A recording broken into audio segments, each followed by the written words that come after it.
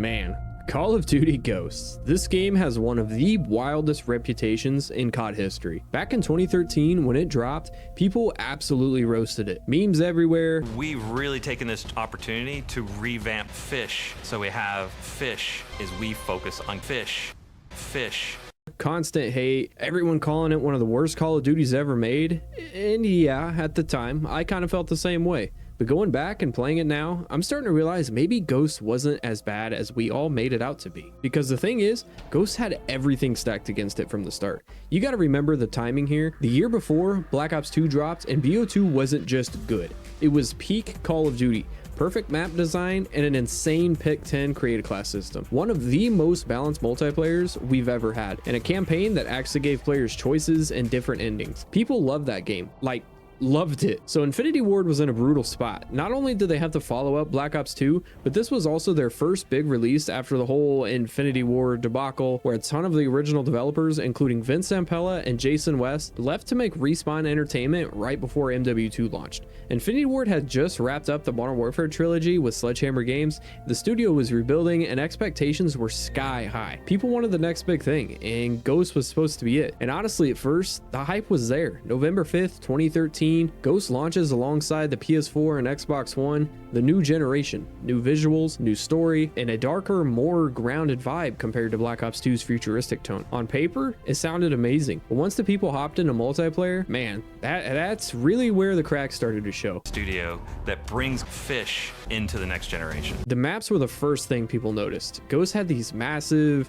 weirdly laid out maps that just killed the pacing compared to Black Ops 2. You had maps like Stonehaven, which felt like they dropped a castle in the middle of Skyrim and said, yep, that's a COD map. You'll spend 30 seconds sprinting and finally find somebody and then get instantly deleted from across the map by a guy camping in a window with a sniper. And it wasn't just Stonehaven. Chasm was a weird vertical maze nobody liked. Siege felt way too open. And even the smaller maps like Freight and Octane just didn't flow as well as Raids, Standoff, or Hijack from Black Ops 2. And then the time to kill, which was insanely fast in this game, like blink, you're dead. Combine that with the map sizes and you end up with one of the campiest Call of Duties ever made. People weren't running and gunning like Black Ops 2. They were hiding and just listening for footsteps all game. If you didn't run dead silence, you might as well have taped a foghorn to your operator.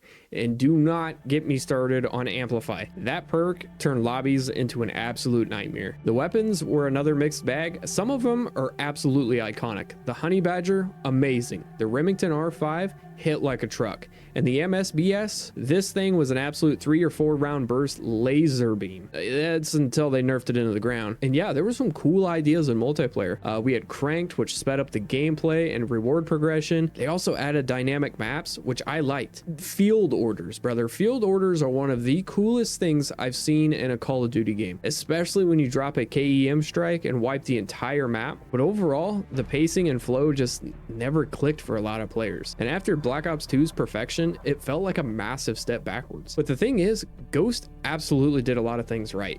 Listen, this here is just my opinion, but the campaign was seriously underrated, and I'll die on this hill. Ghost has one of the best campaigns ever. It was different from what we gotten before. The story of Logan, Hesh, and their father Elias felt personal, and the Ghosts themselves were built up like this legendary elite task force. For 3 days they held their ground, but the enemy's numbers were too great.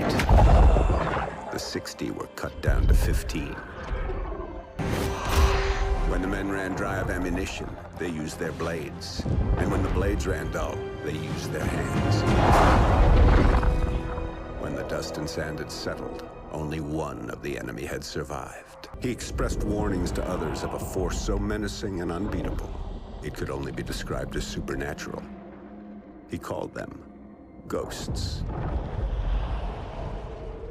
That intro mission, the tension, the atmosphere, the setup, so good. And the villain Rourke, some don't think he's very well written. I think he's one of the better written antagonists COD's ever had. The dude was brutal, unpredictable, and actually felt like a real threat. And that ending, brother, Logan getting captured, Rourke dragging him away, and teasing this darker revenge story, it was set up for such a perfect sequel.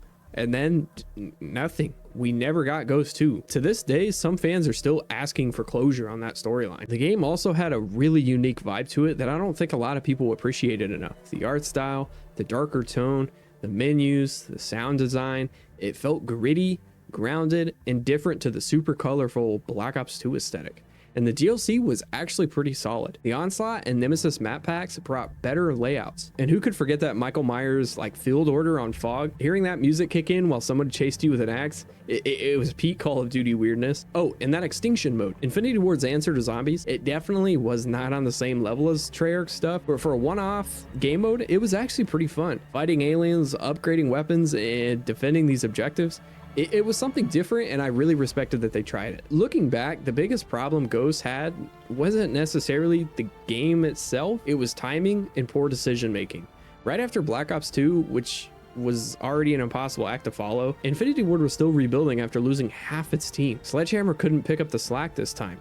The community was split between last gen and new gen consoles, and by this point, people were already starting to feel COD burnout after years of yearly releases. Ghost was just caught in the middle of all that, and it became a punching bag for the franchise. But now, over a decade later, people are starting to soften on it. Ghost isn't secretly a top-tier COD, and the maps are still mid to horrible at best. The multiplayer pacing is still weird, and some of the guns could be frustrating, but it also wasn't the disaster everyone made it out to be. It tried new things, it gave us an amazing campaign, in my opinion, and it left us with one of the biggest what-ifs in Call of Duty history. So yeah, Call of Duty Ghosts wasn't perfect. It wasn't Black Ops 2, and it wasn't MW2.